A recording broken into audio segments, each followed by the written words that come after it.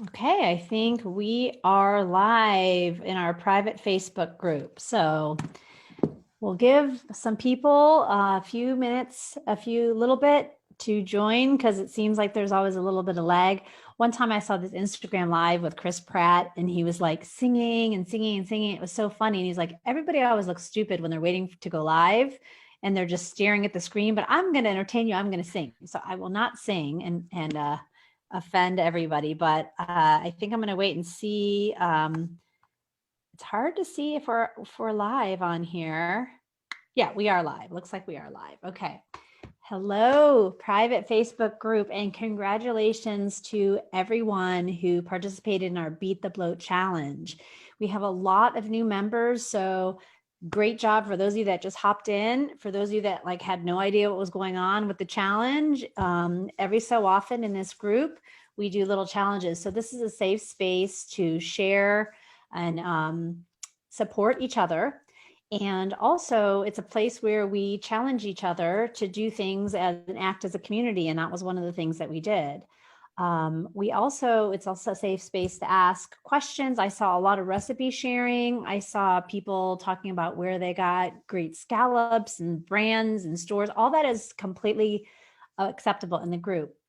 So you'll see with me right now, Dr. Marguerite Weston, and she is our newest addition to Revitalize. And welcome, Dr. Weston. And I know you brought a whole host of your fan club with you. So that's awesome. Welcome to all of her buds and her friends and everything. And so just as far as announcements, I just wanted to again say congratulations to Renee Stalker. Renee won a little Revitalize goodie bag. How we did that is everyone who posted consistently during the 5-day the Beat the Boat challenge got entered into the drawing, and then Beth, our health coach, drew a name out of there. So we'll be getting that to you. I wanted to announce for those of you that are not sure what to do next, we also do water fasts now and then. And so we did one last in August, and then it kind of got put on hold. Jerica, a sweet niche, our naturopathic doctor, she's our resident expert on fasting. But generally we try to do that as a community as well. So we'll do that in this group, and we are going to be doing a 24-hour water fast this week. And so it's great if you're just segueing off the Beat the Bloat and you're kind of trying to keep the momentum going. This is not as big of a commitment. You can do 20 hours, 24 hours. We generally try to start with 24 hours. And so the way it's going to work is on Tuesday night, Tuesday, December 8th, when you finish dinner, you stop eating. Okay. So you got to remember and prepare. And it's best if you don't eat too late. So let's just say you're done eating your dinner at 7 p.m. From 7 p.m. till 7 p.m. the next day, or 6 p.m., whatever you want to do, you don't eat. Now, here's the thing. You can have black coffee and tea, so that is fine. You are supposed to be consuming liquids because we don't want you to get dehydrated. I mean, it's not as hot as it was the last time we did it, but super important for you to drink a lot. So black coffee is acceptable, no creamers. Tea, I've been surprised that some of the herbal teas sometimes have stevia in it. So check to make sure there isn't anything else, any sweetener in your tea. And that's fine. And so then 7 a.m., you're already 12 hours into it. So you just got to make 12 more hours. Now, I personally noticed that I needed something more than water when you got into maybe the last full quarter of the fast. So seltzer waters that have 0 calories. So I know AHA and Bubbly are that. When they're super cold, that helped really because I started getting a headache around lunchtime. I also feel like it's good to be busy. So that's why we're doing it on Wednesday, because Jarek and I are super busy in the office on Wednesdays. So it'll be good to be distracted. And then in the afternoon, you're probably going to need some electrolytes. So you can either take Himalayan sea salt and just put that in some water. Just shake it in liberally. And I know it sounds weird that you would drink salt water, but that really, really helps actually get your some salt in. And you can also buy trace minerals. So either it could be a capsule, again, making sure that there are no calories. And I just got trace minerals at Mustard Seed, and I've seen them. I should have brought it. Maybe I'll grab it while Marguerite's talking so I can show you guys what it looks like. But you just put a few drops in your water, and that really helps. Now, if then at the 24 mark you want to eat, that next day you can eat. You got 24 hours under your belt. Now, some of our patients that did it last time really felt great and kept the momentum going and kept the fast going till the next morning and did a 36-hour fast. That's completely up to you. You don't have to do that. I think one person did a couple days actually. So, but you could do whatever you want. I think the 24 hours is really manageable. And doing that every month or so would be another good way for you to reset. Right now, I have terrible carb cravings, so I'm looking forward to that. It was supposed to be my colonoscopy water fast, but that got rescheduled because there's no elective procedures going on right now. And the last announcement I have really quick is it on our main page on December 18th at 2 p.m. Eastern, we are going to be doing a Facebook Live with Dr. Carrie Jones. She is a hormone queen. She's a naturopathic, she's boarded in naturopathic endocrinology, and she is the medical director for the Dutch test. And so you guys have heard a lot of videos. She knows a ton. She's hilarious. She's funny. She explains things great. And so she has so graciously agreed to do a Facebook Live. I think we're going to do that on our main page so I can share it, because in the private page, I can't share it places. So we're definitely going to do that on our main page. That will be recorded. I know it's in the middle of the day, but she's in Pacific time. So, and that's all the announcements I have. And so I'm looking to see if there's any comments. And before I turn over, Beth is looking, and there was some people saying hi to Dr. Weston. So I'm going to let Dr. Weston take over. She's got some slides and she's going to educate us about an elimination diet. Well, hello, everybody. I'm Marguerite Weston. I'm going to tell you a little bit about myself. So I started at the University of Toledo Medical School, stayed in Toledo for family medicine and a sports medicine fellowship. And then first started my work at the University of Toledo, and then we transitioned into Oklahoma City. And I was one of the team physicians there at the University of Oklahoma for a little over 6 years. And we transitioned to University of Wisconsin. And finally, we thought it's time to come home. So we have 2 little ones, and so we came home to be close to family.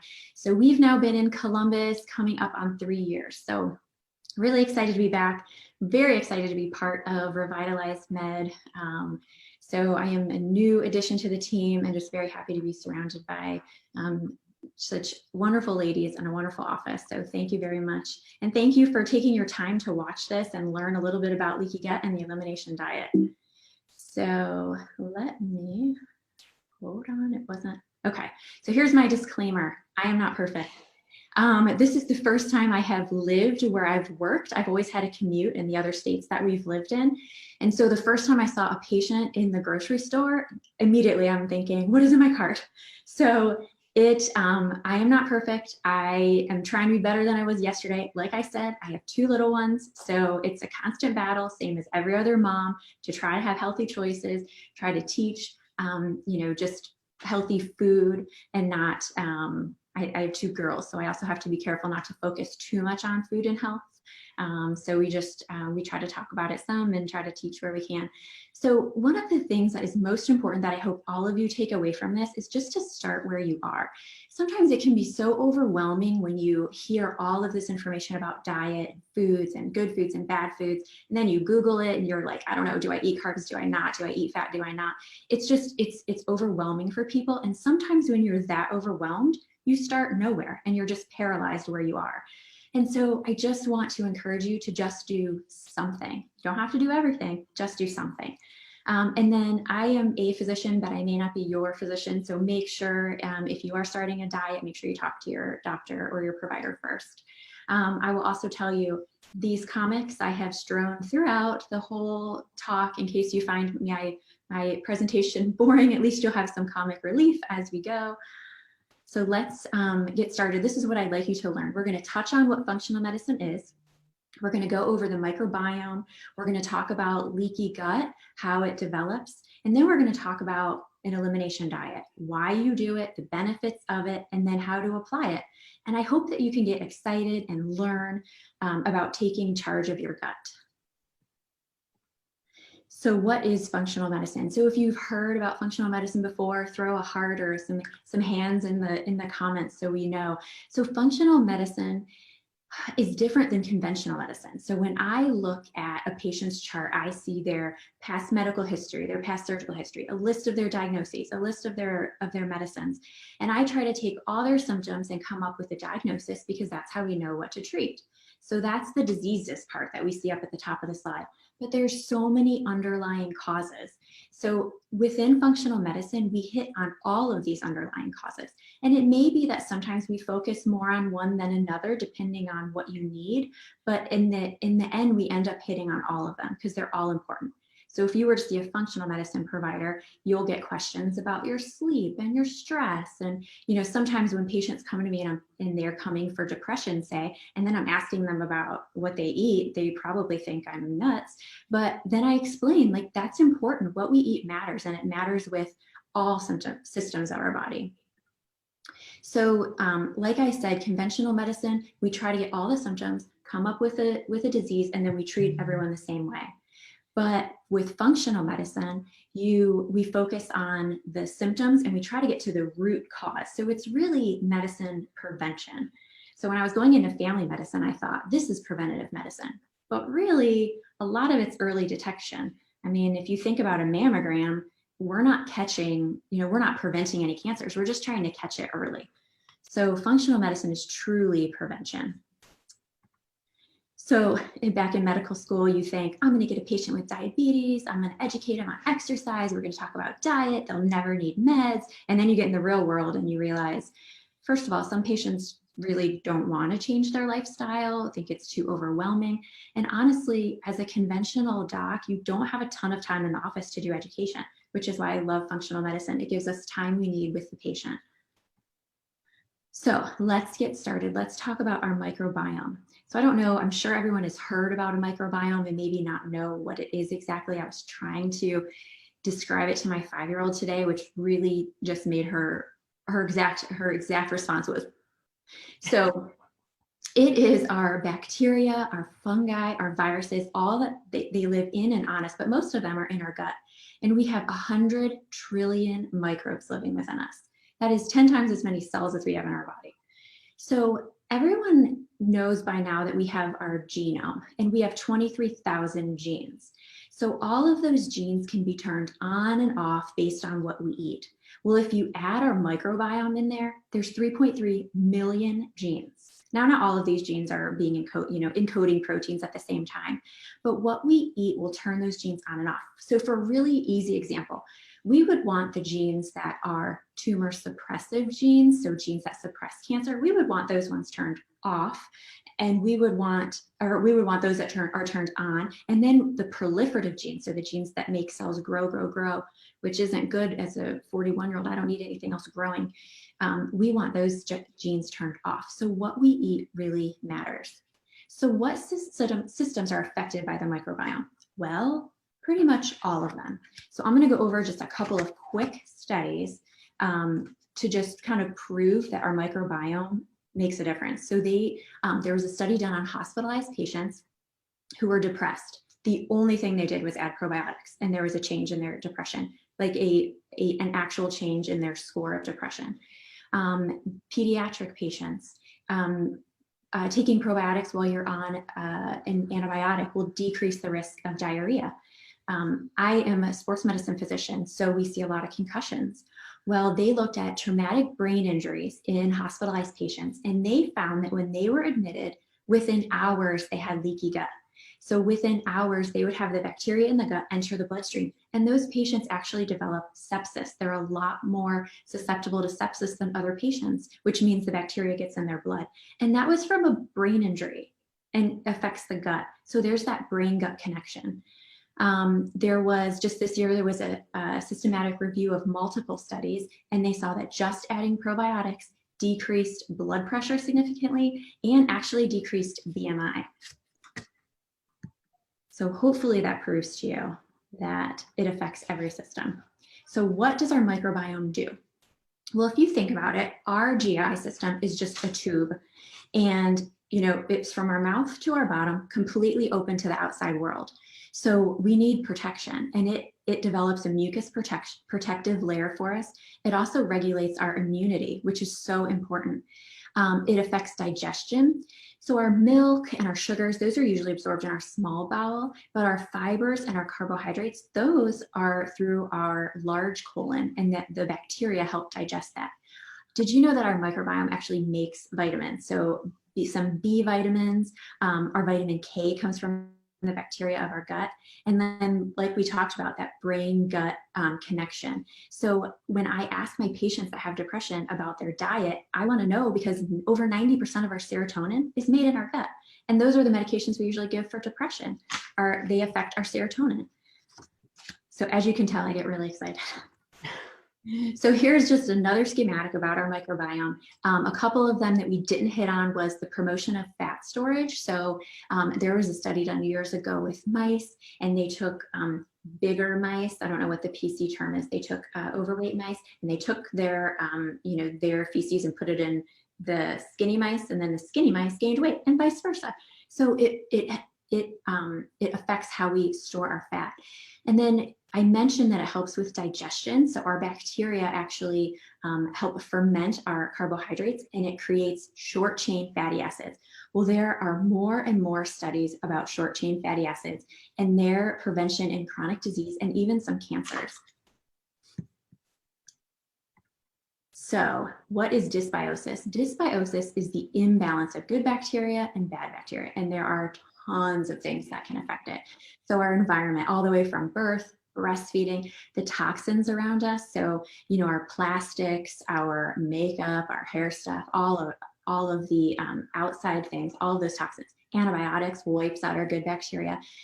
And then our diet, and SAD stands for Standard American Diet, and it is pretty sad. So in general, it's a low fiber, high saturated fat, high sugar. So that low fiber, that's what we need for those short chain fatty acids for our colon. And so fiber, you can think of it as fiber is the food that our bacteria need. So those are called prebiotics. So you can take a probiotic all you want, but if you're not giving those bacteria the food that it needs to survive, kind of wasting your money.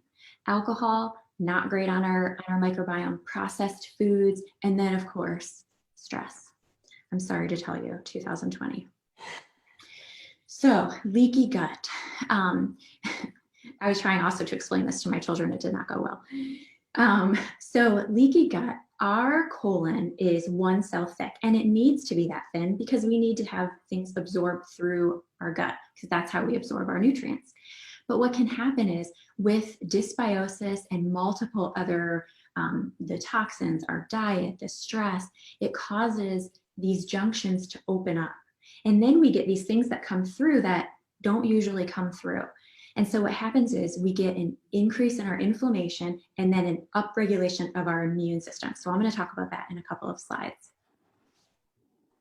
So if you would have brought up leaky gut, say 10 years ago or 15 years ago, heck, I brought it up like last year to our rheumatologist at work, and you kind of got, oh yeah, I've heard of that, or yeah, my patients talk about it, but no one really believed it until a gastroenterologist out of Boston by the name of Alessio Fasano, he found zonulin. So he discovered zonulin. Zonulin is a protein that actually hooks to these tight junctions and opens them up.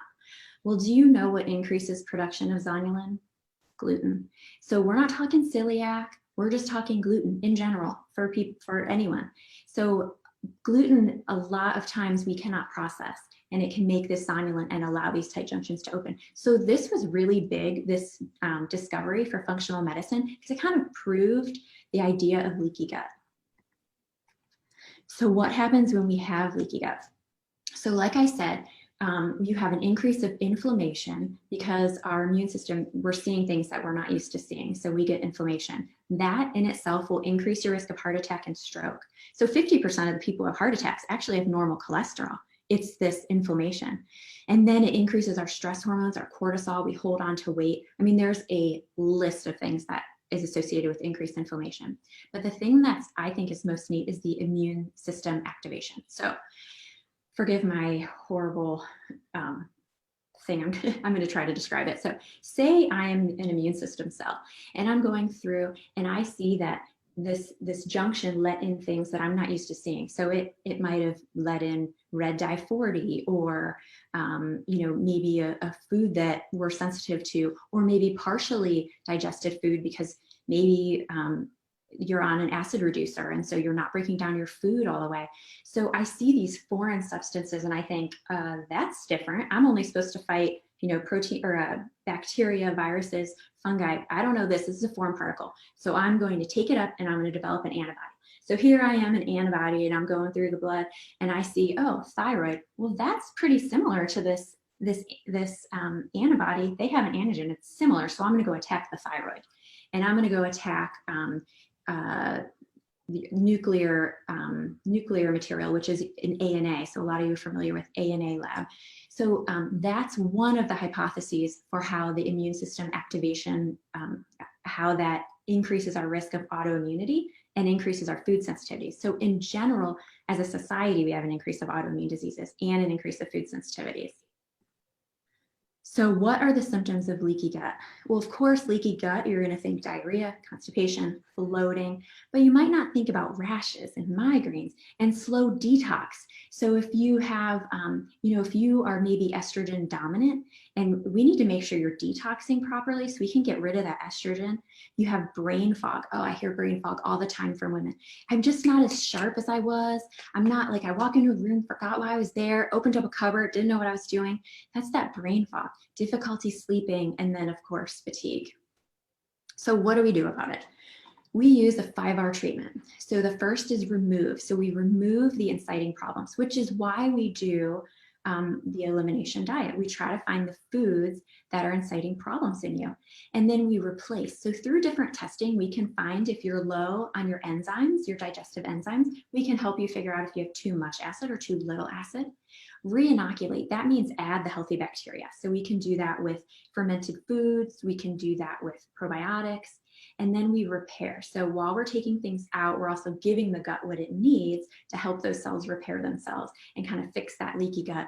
And then we rebalance. So we talk about lifestyle, we talk about sleep, we talk about meditation. So rebalance is kind of everything together because we want this to be a lifestyle change, because we want it to be, we don't want this to be like a diet or, a start stop kind of thing. We want it to be the new you. So why an elimination diet? Well, it helps us to identify food sensitivities, and it is the gold standard. So I have a lot of patients, and we do it all the time. We do food sensitivity testing, and it's blood work, and we use it often, but it is not an ideal test. You have false positives, you have false negatives. The gold standard is food sensitive, is an elimination diet. So through an elimination diet, you will also decrease toxic burden, you'll decrease inflammation, you'll increase your phytonutrients. So those are the nutrients that come from fruit and vegetables that are so important for our mitochondria and for our gut cells that they need to rejuvenate themselves, and it supports our healthy bacteria. So, we talk about cleanses, and I know we're doing a water fast next week, and those things are great. Cleanses are great. The 3-day cleanse that people do, those are wonderful, and they do change our gut, but it's not long-term. I mean, most of the studies show that it goes back to normal within several weeks, or goes back to your normal within several weeks. So hopefully with the elimination diet, we're looking at how we can have prolonged improvement in our gut. Okay, so the full elimination diet is from the Institute for Functional Medicine, called IFM.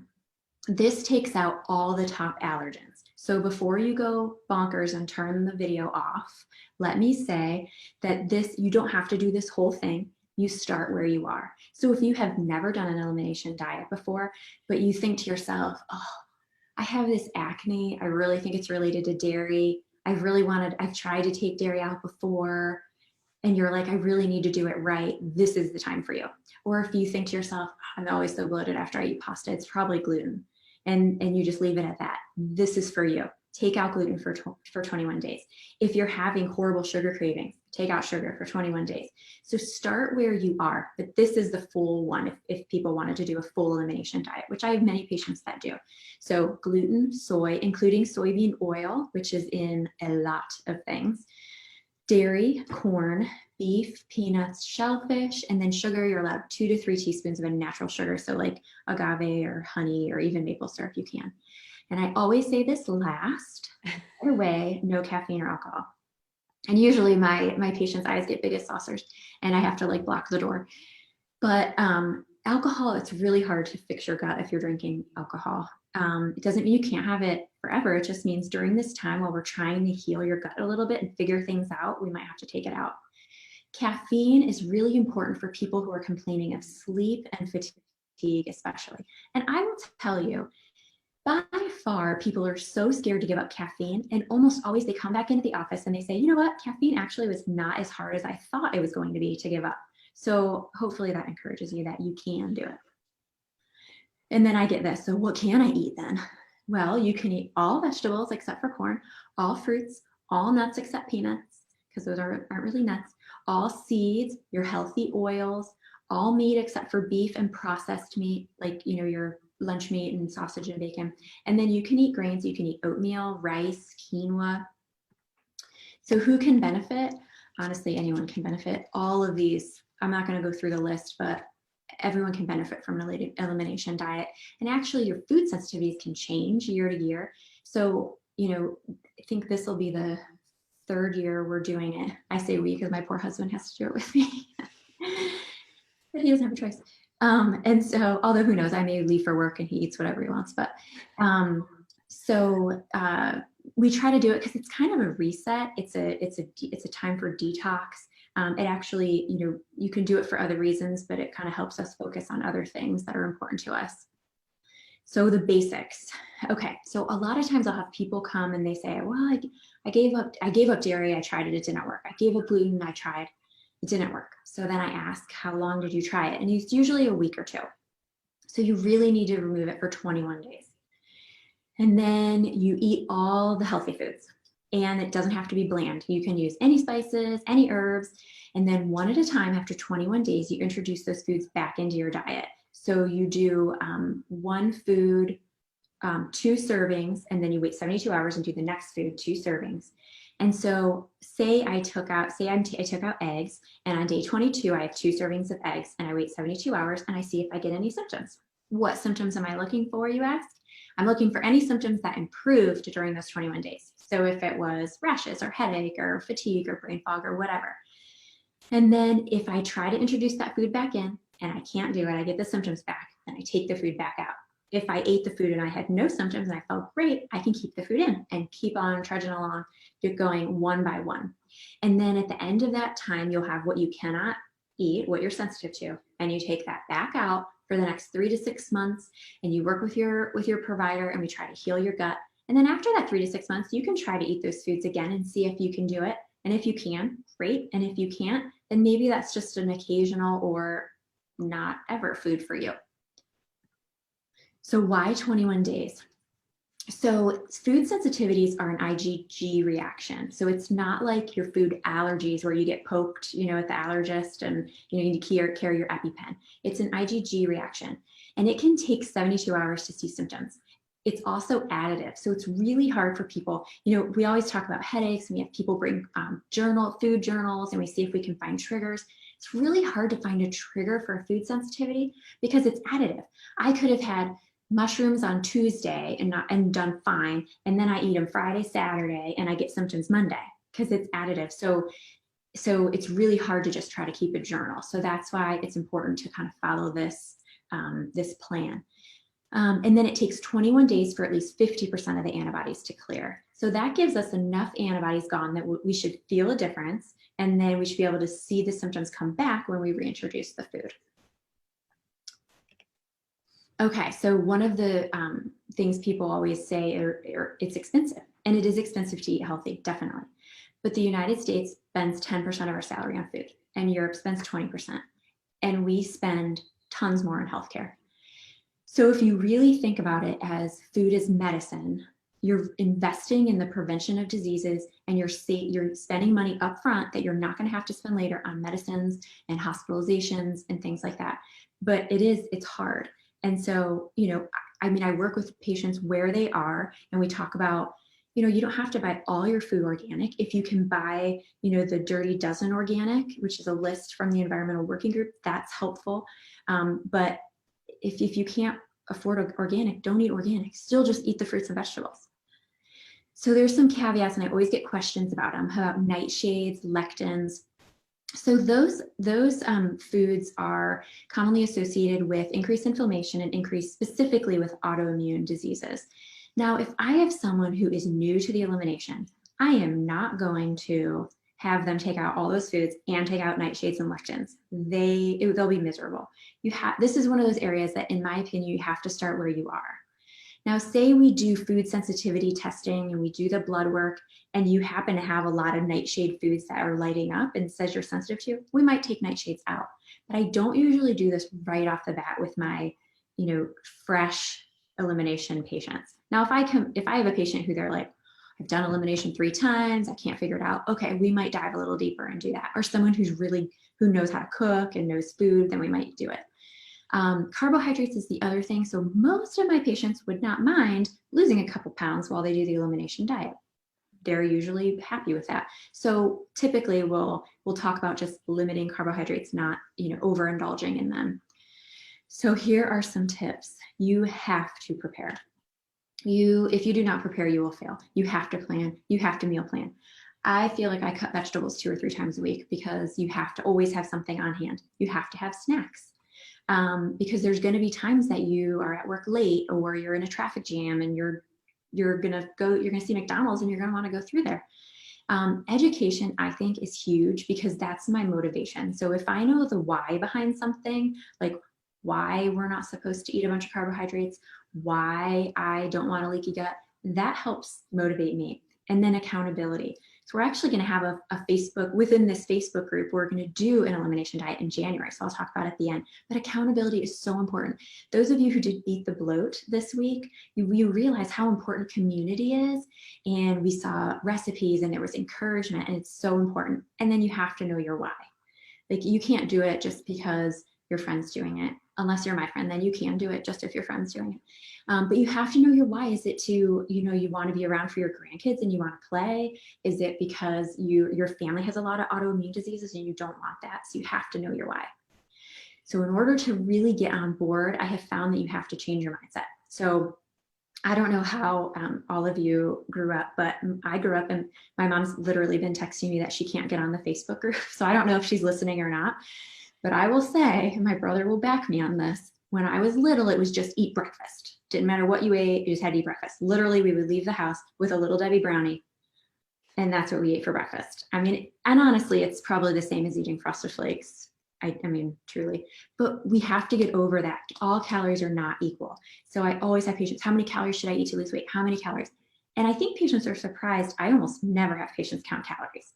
We might do grams of carbs, we might do protein, but I rarely have them do calories, because you're going to pick low calorie foods so you can eat a bunch.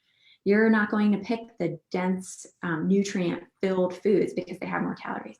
So the old mindset that the bottom of our pyramid is grains, which that's a whole nother talk we could do, all the food myths. It really should be vegetables. Vegetables should be our basis. And then that fats are bad.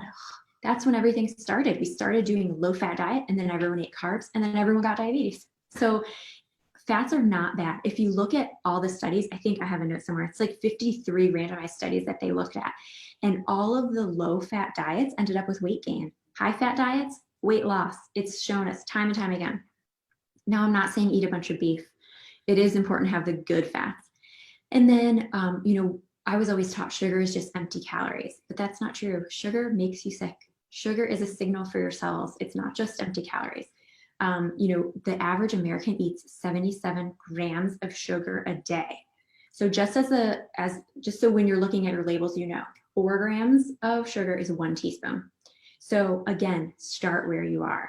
So for instance, and people might roll their eyes at this, but this is how much I believe you have to start where you are. If you have a child who's eating Lucky Charms or whatever cereal with like 17 grams of sugar in it, if you could just switch them to even say Rice Krispies, who has 4 grams per serving, and even let them put a half a teaspoon of sugar on it, it only adds 2 grams. You're still way under what most frosted cereals are.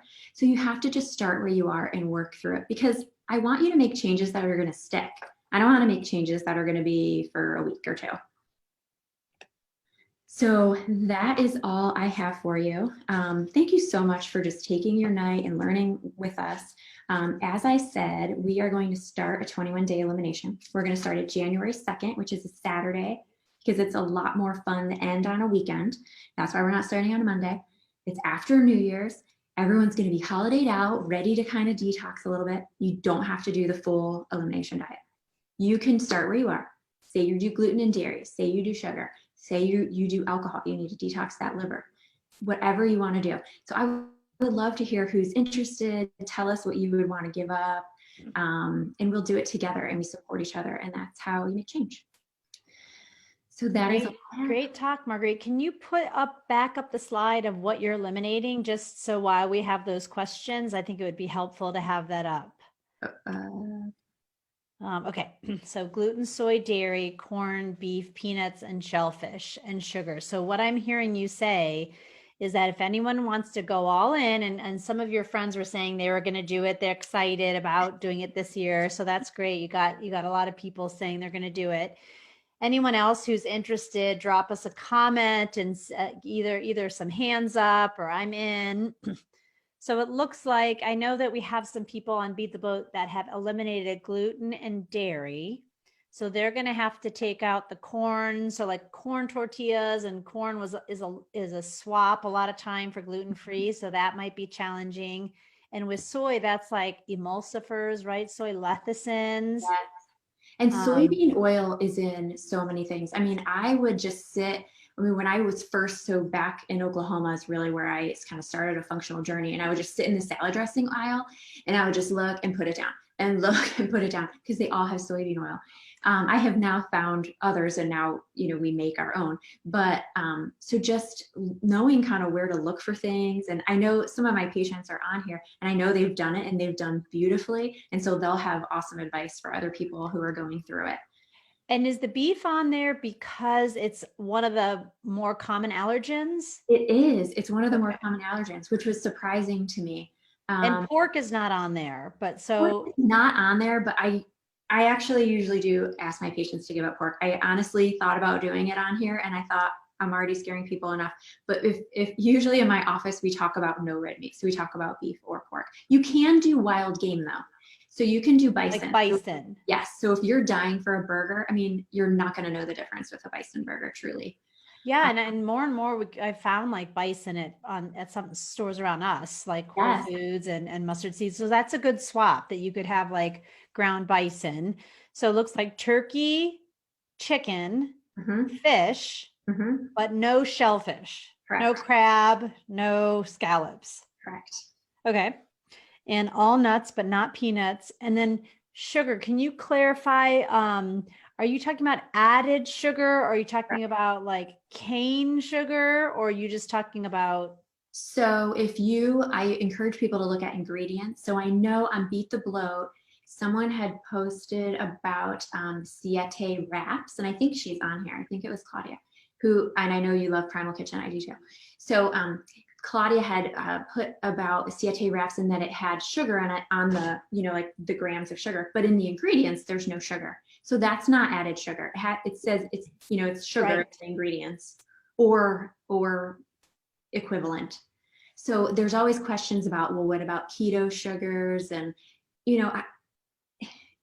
ideally we'd like you not eating a lot of things out of packages. So, that's again, where we just start where you are. Like if you're going to need to have some kind of sugar, and you need like erythritol or something, or you want to make a keto dessert that's, all the other ingredients are appropriate, and that's going to keep you from going off of it, then do it. So it sounds like no added sugar. Correct. So you clarified that it's not that we're doing zero carbs. We're just doing added sugar, high fructose corn syrup. Yes. Cane sugar that's in a lot of stuff. I know I've had some, going back to the salad dressing, I've got these flavored olive oils and flavored vinegar, which actually sometimes I just put the olive oil on it. That's enough for salad. And Yes. I think you're right. Prepping is going to be important. So this week I bought like a bag of cabbage. I sliced up a bunch of Brussels sprouts. I got like arugula and spinach and then like broccoli slaw. And then I would just take handfuls and toss it in olive oil and slice up some radishes. And then if I had a protein, I'd stick that on top, if not leftover, if not, but I think you're right. Prepping is going to be the hard part. Yes. So if someone wants to do this, but they're like coffee's is a deal breaker, could they still brew their coffee and So do the rest of it? yes, you can. I would rather have people do it with where they're comfortable. And it's more important to really get the 21 days with some things off rather than do all of it for 7 days. If we're really trying to find, I mean, it also depends what your goal is, but if we're really trying to get to the root of what's bothering you as far as foods, then that's then that's fine. But if your main complaint is sleep or like hot flashes and things sometimes can be related with caffeine, then you really have to look at maybe giving up caffeine. And is tea allowed? Herbal tea, not caffeinated. Yes. What about decaf coffee, in case people ask? Because that still has caffeine in it. So I know. I do decaf coffee, but I don't think you're supposed to.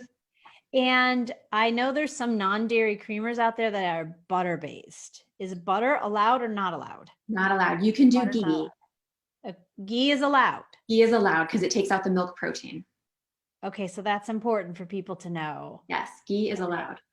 So because I know there's a creamer that I use that it's got MCT in it, which is okay, but it does not have casein and it does not have lactose in it, but it has some form of butter in it. So I might have to look that one up. Okay, it's Keto creamer. Okay. Keto super creamer, and it's Okay. because I can't do dairy, but I can do that. Okay. But you could maybe it doesn't have the proteins. Yeah, and so just curious, but you could switch to there's now cashew milk and oat milk and everything if you were going to do if you were doing coffee and not giving it up. But sounds like you should give up coffee. And then you didn't say no processed food. You said ideally no processed food. So there are snacks that are like hummus chips that are like hummus and rice, and there's like plantain chips and cassava chips, as long as it doesn't have the bad oils. What kind of oils did you say? Soybean oil. Soy? Yeah, canola oil. We usually have people know canola oil. What about palm seed? It's palm seed or palm oil is one we try not to. I mean, really, we like to keep to the coconut oil, avocado, and you can find plantain chips and heck, you can even find potato chips with avocado and stuff.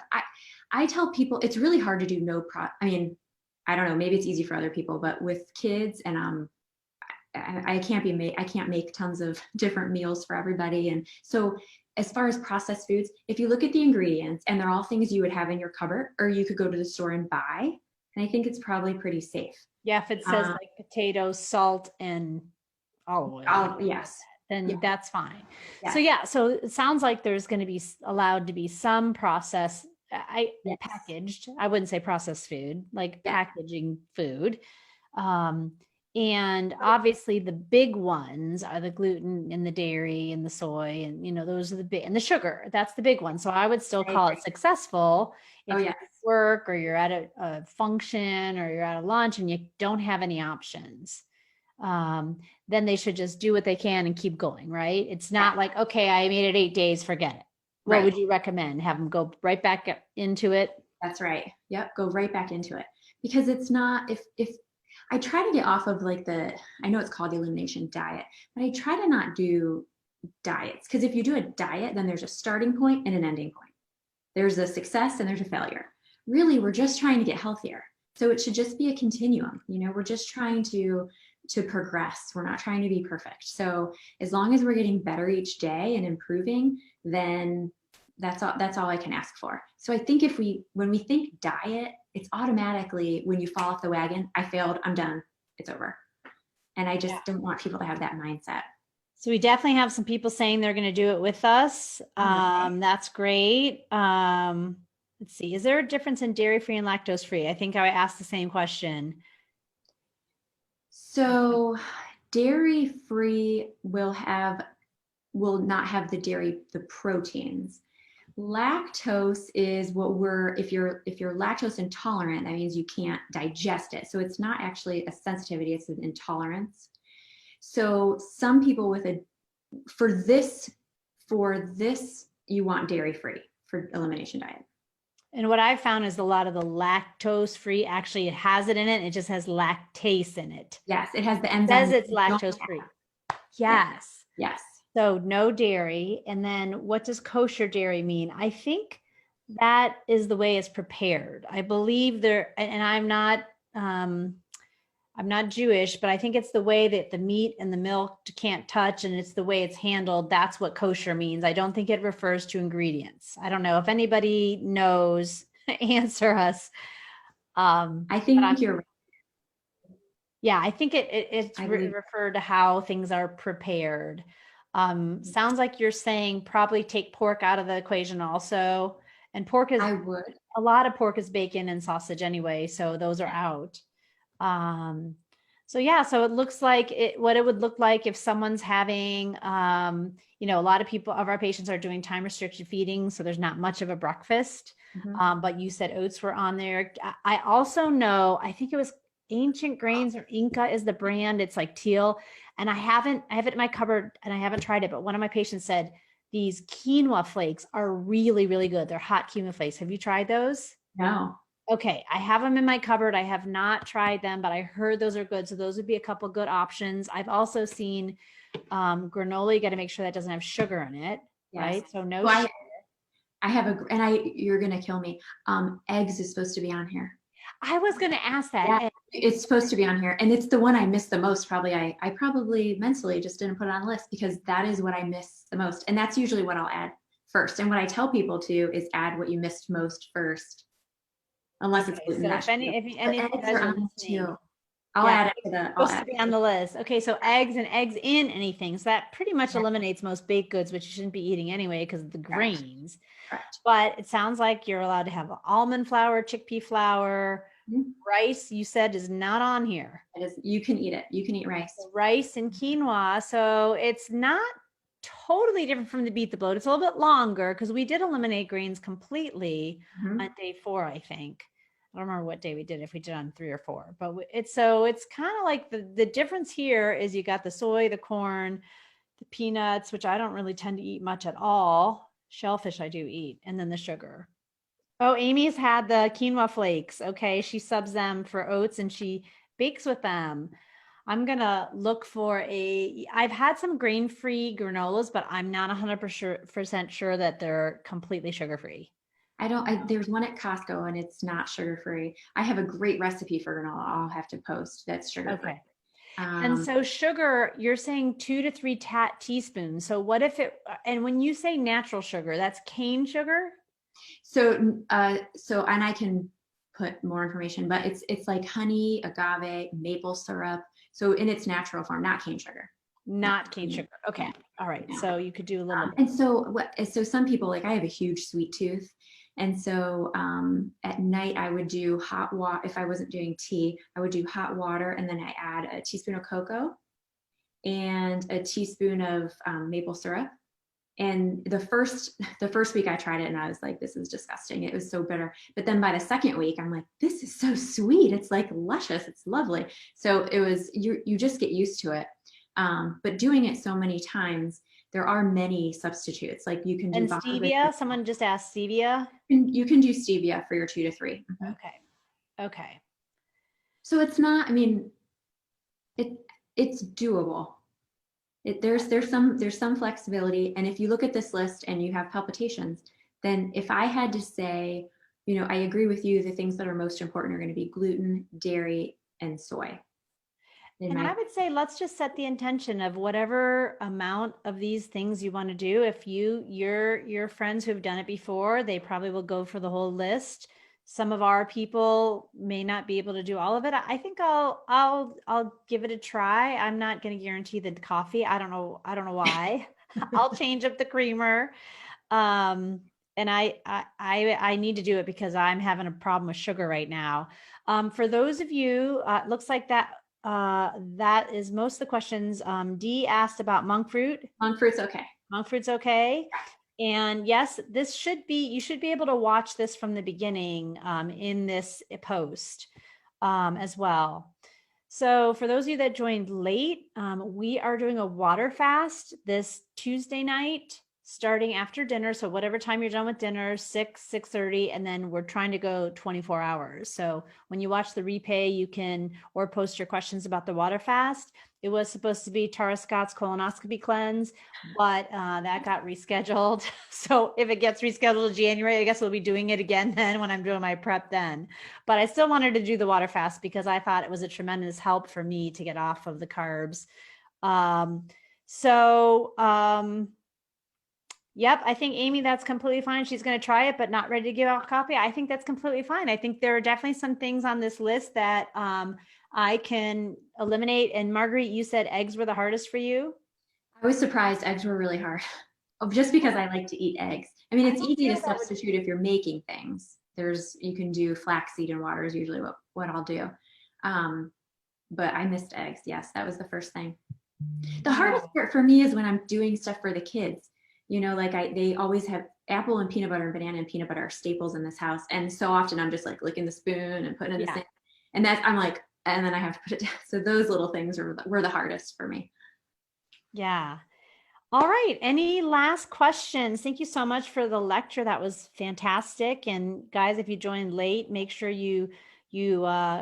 I'll mark it as an announcement for people to walk later. And then maybe we'll just keep making some posts in about the elimination diet for people who weren't able to join us tonight. And January 2nd is when Marguerite's going to head this up, and 2nd to the 22nd. So that last weekend, the 22nd, you'll be able to partay after you're done, right?